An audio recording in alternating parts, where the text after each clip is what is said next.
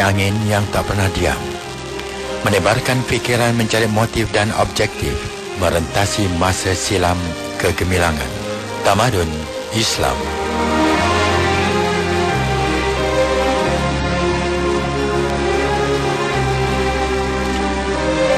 Assalamualaikum warahmatullahi taala wabarakatuh. Saudara, kita bersama lagi dalam rancangan mingguan Tamadun Islam. Saya dari Suara Islam Kuala Lumpur bersama Dr. Marofa Ismail dari UPM Serdang, Selangor. Selamat datang ke studio, Dr. Apa khabar? Ya, terima kasih. Baik, alhamdulillah. Dan kita terus masuk minggu yang ketiga mengenai tentang fizik ini, Dr. Ya. Dan minggu ini apakah pengaruh optik tamadun Islam terhadap Renaissance Eropah, Dr.? Ya, kalau kita perhatikan Renaissance yang berlaku di Eropah ataupun kita sebut juga zaman kecerahan, ialah kerana sebelum ini adalah zaman gelap. Mereka selalu sebut zaman gelap, tetapi mereka pun stop di situ dan mereka selalu bangga dengan Renaissance. Dan Renaissance ini apakah ada hubungan dengan tamadun Islam? Memang benar. Sebab ketika zaman gelap mereka tidak dibenarkan untuk mengkaji sains. Gereja tidak membenarkan mereka mengkaji sains dan teknologi, lalu mereka telah dihalang daripada kajian tersebut. Apabila mereka telah membebaskan diri daripada gereja, memang benar kita perhatikan tamadun Islam dengan Renaissance Eropah ada hubungannya sangat rapat. Sebab kita perhatikan Eropah sebelum Renaissance berlaku, mereka berada dalam zaman kegelapan. Dan di antara karya awal tamadun Islam yang masuk ke Eropah ialah dalam optik. Dan kita dapati bahawa buku yang ditulis oleh Ibn Haytham, tokoh penting optik Islam, telah diterjemahkan oleh seorang ilmuwan mereka bernama Resner. Resner telah menterjemahkan buku ini dalam kurun yang ke-16, lalu segera buku ini disambut oleh tokoh-tokoh di barat, seumpamanya Kepler, umpamanya Galileo, Copernicus, kemudian Descartes umpamanya. Inilah tokoh-tokoh penting, Whitelaw umpamanya, tokoh-tokoh penting di Eropah yang mengkaji buku yang sama. Setiap ahli optik Eropah mesti mengkaji buku Ibn Haytham. Sebab inilah buku yang terbaik dalam ilmu optik yang pernah dihasilkan oleh dunia. Dan mereka telah mengkaji dan mereka telah mengembangkan bahagian-bahagian tertentu. Sehingga akhirnya buku ini telah membentuk satu tamadun besar Eropah. Dan itulah sebab saya selalu melihat kepentingan buku Al-Manazir ini.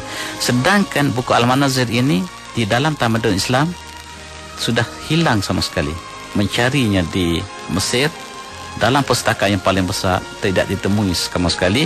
Yang ada ialah buku yang dianalisis oleh orang kemudian, khususnya oleh Al-Farisi yang saya sebutkan, Kamaruddin Al-Farisi yang menulis kembali buku ini. Buku itu memang ada, tetapi buku asal yang ditulis oleh Ibn Haytham sudah tidak ada untuk kita lihat kembali betapa detailnya kajian optik yang dihasilkan dalam tamadun Islam, sehingga seluruh Eropah mengkaji buku yang satu.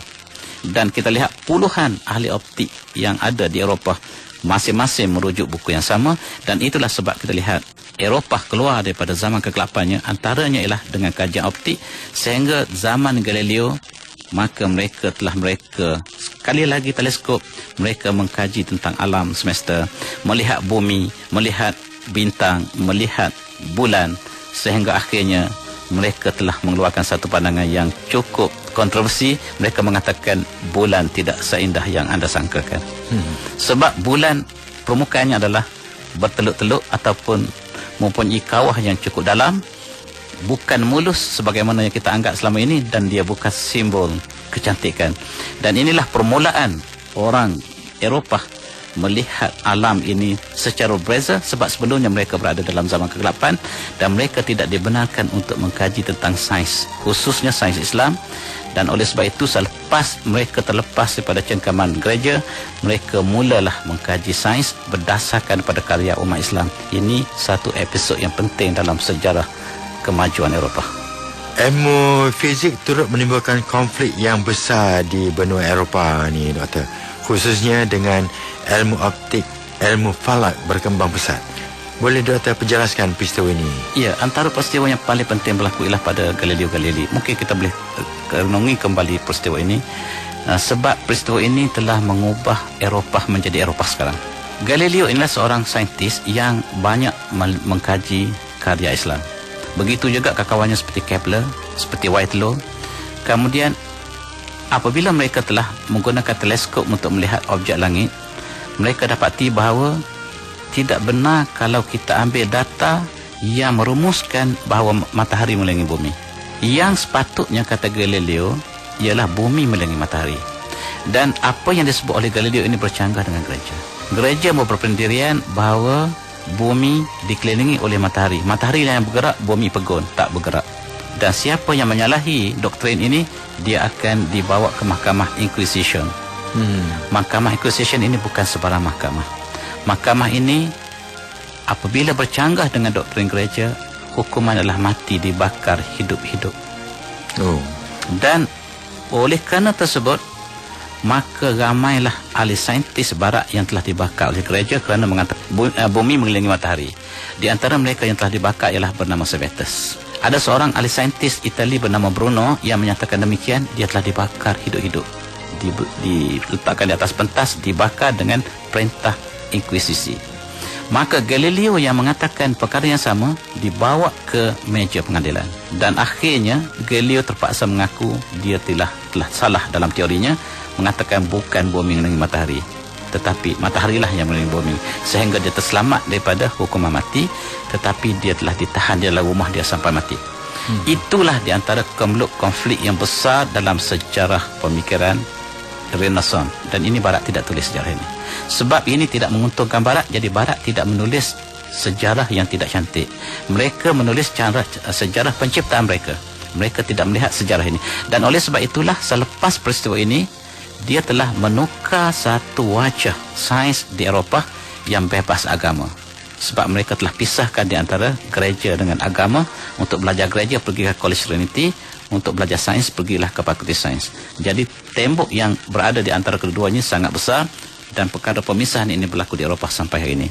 Dan di antara kemelut inilah berlaku di dalam ilmu optik. Sebab dengan adanya ilmu optik, maka saintis dapat menerokai alam angkasa. Mereka dapat melihat alam angkasa ini menjadi lebih dekat.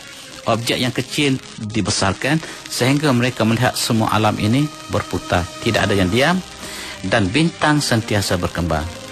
Dan bagi gereja mengatakan bahawa alam ini sudah tidak diciptakan lagi, sudah tamat, sebab alam ini diciptakan dalam 6 hari. Selepas hari yang ke-6 Tuhan pun berehat, maka tidak ada penciptaan baru. Tiba-tiba dilihat bintang baru muncul. Dan sekali lagi berkonflik antara gereja dengan sains, terutama sains moden, sehingga mereka akhirnya bersepakat untuk memisahkan di antara agama dengan sains, dan sains membawa satu aliran, agama membawa satu aliran. Inilah yang didapati dalam sejarah pemikiran sains Eropah, sehingga akhirnya mereka bebaskan sains daripada agama 100%. Dan inilah yang menjadi konflik, dan dia bermula dengan ilmu optik. Itulah yang menariknya. Ni doktor, satu lagi, siapakah mengikut pandangan doktor sebagai saintis agama Muslim? Kalau pandangan saya secara peribadi, saya kata Ibn Haytham. Sebab Ibn Haytham ini pengaruhnya cukup besar. Dia mengubah pemikiran saintis Eropah. Kemudian pemikiran saintis Eropah pula mengubah daripada zaman kelak Eropah kepada Renaissance, yang dicetuskan oleh sebuah buku. Kalau kita nak lihat, buku lain cukup banyak, tapi buku ini cukup berpengaruh. Buku yang ditulis oleh Ibn Haytham ini cukup berpengaruh, dan kebanyakan ilmu yang ada di Eropah hari ini dipetik pada buku Ibn Haytham. Dan Ibn Haytham ini tidak disebut nama pun dalam teks Eropah. Kadang-kadang dalam awal dulu kajian yang dilakukan di Cambridge pada awal kurun yang ke-17 dan 16 dulu, mereka masih sebut dengan nama Alhazen. Umpamanya ada masalah Alhazen yang tidak dapat diselesaikan dalam matematik sampai hari ini, tetapi hari ini mereka telah tukar menjadi masalah yang sukar, tak sebut lagi Alhazen. Kemudian ada satu hukum dalam fizik yang disebut sebagai hukum Alhazen. Sekarang hari ini dia telah tukar menjadi hukum Snell. Mereka cari nama orang yang pertama di Eropah yang mengkaji tentang perkara tersebut, mereka tukar. Sama seperti mereka katakan graviti hukum Newton. Walaupun Newton bukan orang yang pertama mengkajinya, tetapi Barat selalu menyatakan demikian, selalu melakukan perkara-perkara seperti ini. Dan oleh sebab itu, bagi saya, Ibn Haytham mempengaruhi hampir keseluruhan saintis Eropah. Dan tentulah Eropah pula mempengaruhi hampir keseluruhan saintis dunia hari ini. Maka kita kembali semula ke belakang, kita jumpa Ibn Haytham. Walaupun ramai pengkaji tamadun Islam mereka mengatakan Al-Biruni yang saintis agama Muslim, tetapi saya lebih cenderung untuk melihat pengaruhnya. Pengaruhnya saya lihat Ibn Haytham jauh lebih penting daripada Al-Biruni. Ini pandangan pribadi saya, mungkin orang lain punya pandangan yang berbeza. Ya.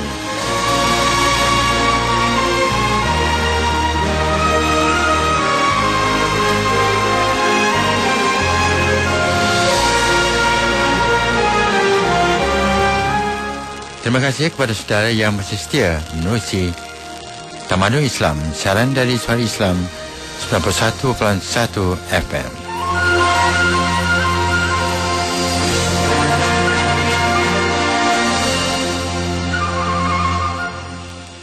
Ni lagi satu ni, Doktor.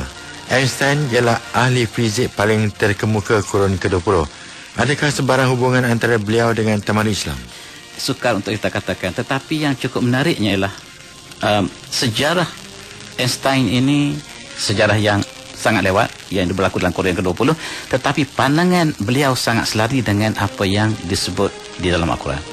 Apa yang disebut dalam relativity ini sangat sesuai, sebab dalam Al-Quran mengatakan bahawa satu hari di sisi Allah yang urusan malaikat kepada Allah dalam masa satu hari yang mengikut kadar bilangan kita selama 50,000 tahun. Dan ini disebut oleh Einstein sekali lagi dalam teori relativity-nya. Sebab mengikut Einstein, ukuran kita ini tidak mutlak. Dia sangat bergantung kepada pengukur itu sendiri. Kalau kita berjalan sama laju dengan bas itu kita lihat tidak bergerak. Kalau kita naik kapal terbang, walaupun dia berjalan dengan 800 km, 100 km per jam, kita duduk atas kapal terbang, kita rasa kita tidak bergerak. Ini kerana di manakah kita mengukur, dan ini diambil daripada halaju cahaya. Kemudian orang tanya Einstein sejarah hidupnya, apakah agama anda? Dan pendeta Nasrani pergi berjumpa dengan Einstein dengan harapan bahawa Einstein adalah seorang Kristian. Dia kata tidak, saya tidak seorang Kristian. Sebab dia melihat bahawa dia telah mengkaji space and time, ruang dan masa. Bagi dia ruang dan masa adalah ciptaan ilahi. Oleh sebab itu Tuhan tidak terikat dengan ruang dan masa. Itu satu pandangannya yang sangat penting, ialah Tuhan tidak terikat dengan ruang dan masa. Apabila ruang dan masa Tuhan ciptakan, tentu dia tidak berada dalam ruang dan masa. Oleh sebab itu Tuhan tidak boleh diperanakkan. Tuhan tidak dapat dilihat sama sekali. Tuhan ialah bebas daripada space and time. Dan ini menyebabkan kecewa orang barat untuk menghubungkan Einstein dengan mereka. Lalu Rabai Yahudi juga bertemu dengan Einstein untuk menanyakan, apakah agama anda wahai Einstein? Dia kata, saya tidak boleh terima yang Tuhan mencipta manusia dalam wajahnya. Allah menciptakan ataupun Tuhan menciptakan manusia di dalam image-nya, sebagaimana yang dipercayai oleh orang Yahudi. Orang Yahudi percaya Tuhan ini dalam bentuk rupa seperti manusia yang sudah tua. Dan di dalam agama Yahudi, agama yang dianuti oleh nenek moyang Einstein sendiri, percaya bahawa Nabi Yaqub pernah bertemu dengan Allah, dengan Tuhan. Dan bukan setakat bertemu, mereka bergumul. Dan bukan setakat bergumul, Tuhan kalah. Dan Einstein demam bila membaca kisah ini. Dan akhir sekali Einstein telah mengkaji fizik, mempopulasikan space and time, teori relativity, kerelatifan, dan dia kata Tuhan bebas daripada space and time. Sebagaimana tukang roti yang buat roti tak mungkin dia berada dalam roti dia, begitulah Tuhan tidak mungkin ada dalam alam semesta. Tetapi ada perkara yang menarik yang saya terima daripada sumber Iran. Dia mengatakan bahawa Einstein ketika zaman hayat yang akhirnya, dia berhubung dengan Ayatullah di Iran, dan surat-suratnya ditulis dalam bahasa Jerman, disimpan di Iran. Sama ada benar ataupun tidak maklumat ini saya tidak pasti. Mungkin kita boleh lihat kembali daripada sumber Iran ini. Dan mengikut dakwaan Iran ini, Einstein ialah beragama bermazhab Syiah, Imamiyah. Dan kalau kita perhatikan buku yang ditulis oleh Einstein, dia percaya pada Tuhan yang satu. Kemudian dia menyatakan Tuhan ini tidak terikat dengan space and time. Dan selain pada itu, Tuhan bersifat absolute, mutlak, tidak boleh relatif. Teori yang berlaku pada alam ini semuanya relatif. Manusia berkuasa, kuasa relatif, tetapi Allah berkuasa mutlak. Dan dia mendakwa, orang Iran mendakwa, sumber Iran mendakwa bahawa Einstein ialah mendapat banyak idea tentang relativity daripada Al-Quran, khususnya tentang peristiwa Isra' dan Mi'raj. Dan buku yang sangat digemari oleh Einstein ialah buku Nahjatul Balaghah, buku teks penting untuk mazhab Syiah Imamiyah. Sama ada kenyataan ini benar atau tidak, saya serah kepada para pendengar untuk mengkajinya, sebab saya tidak melihat sumber itu sendiri, dan mungkin sumber ini sumber yang tidak tepat. Dan kalaulah tepat, apa yang disebut oleh Einstein sangat selari dengan apa yang kita fahami dalam akidah kita. Dan inilah sebab kita lihat dalam sejarah Einstein, mereka tidak pernah tulis lagi sejarah Einstein ketika zaman hayat akhirnya. Dan kenapakah orang barat tidak menulis sejarah akhir Einstein? Ini juga satu perkara yang boleh kita duga bahawa mereka tidak digemari di Eropah, kerana apa yang berlaku di situ seolah-olah Einstein mempunyai pandangan yang berbeza dengan masyarakat Eropah keseluruhannya. Wallahu a'lam. Jadi macam Einstein tu mengatakan Allah tidak ada Tempat. bergabung dengan masa, dan mana Einstein telah belajar ilmu tauhid dalamnya, kata Ya, dan dia pernah tulis dalam satu kertas, dia tulis dalam bahasa Inggeris, dia kata there is a absolute being who controls the whole universe. Dia kata mesti wujud satu kuasa mutlak yang mentadbir seluruh alam. Dan mengikut cerita riwayat ini, dan ketika hampir matinya, dia suruh anak angkatnya ambil yang dia tulis itu dan tunjuk kepada dia. Dan dia kata inilah penemuan dia yang paling besar dalam sejarah hidup dia. Dia berkecimpung dalam dunia sains dan dia temui Tuhan, dan Tuhan ini bersifat mutlak. Itu saja yang dilaporkan dalam riwayat ini, dan dia tersenyum, katanya. Itu riwayat yang tidak dapat kita pastikan kebenaran.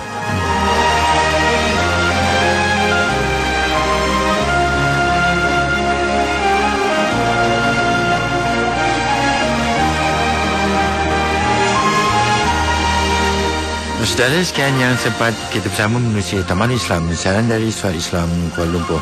Saya kata wabillahi taufiq.